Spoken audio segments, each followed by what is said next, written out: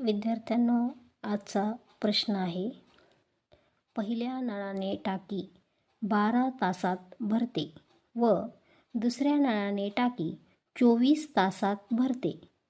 दोन्ही नळ एकाच वेळी चालू केले तर टाकी किती तासात भरेल?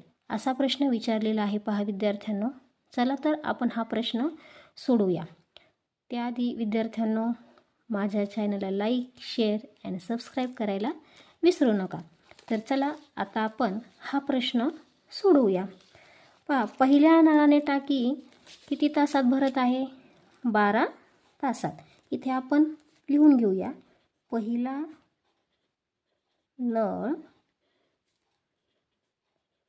पहिला नळ किती आहे?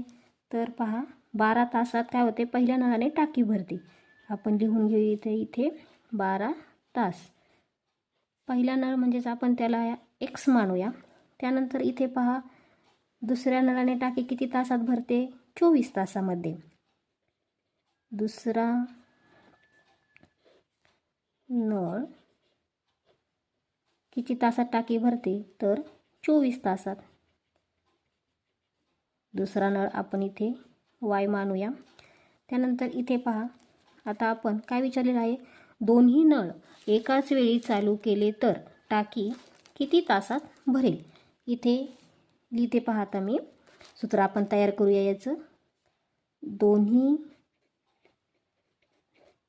नळ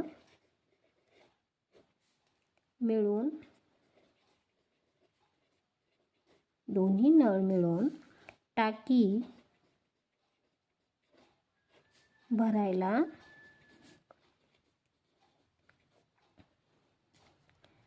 किती वेळ किंवा भरायला लागणारा वेळ करूया आपण.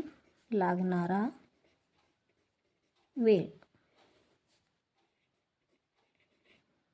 बरोबर. आता आपण पहिला नळ x मानलेला आहे आणि दुसरा नळ आपण y मानलेला आहे. म्हणजे तिथे काय करूया आपण? x गुणिले y, आणि टाकी भरण्यासाठी विचारलेलं आहे त्यामुळे इथे आपण x अधिक y असे करायचे आहे. ज्यावेळेस विद्यार्थ्यांनो टाकी रिकामी किती तासात होते असे विचारलं असेल त्यावेळेस इथे तुम्ही वजाबाकी करायची आहे खाली. आता इथे भरण्यासाठी विचारलेलं आहे त्यामुळे इथे आपण बेरीज करायची आहे. तर आपण x आणि y ची किंमत टाकून घेऊया. x म्हणजेच किती आहे? पहिला नळ म्हणजेच 12 आणि y किती आहे? 24.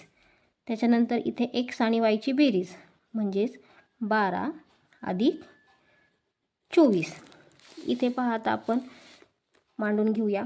12 गुणिले 24 जर आपण गुणाकार केला तर आपला गुणाकार येतो 288 भागिले 12 अधिक 24 36.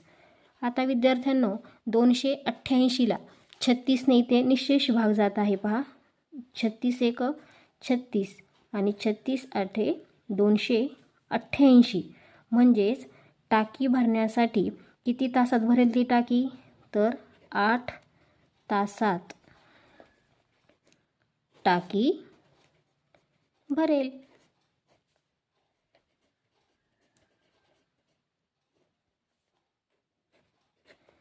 तर पहा विद्यार्थ्यांनो, अशा पद्धतीने आपण ह्या प्रश्नाचं उत्तर इथे काढलेलं आहे. थँक्यू.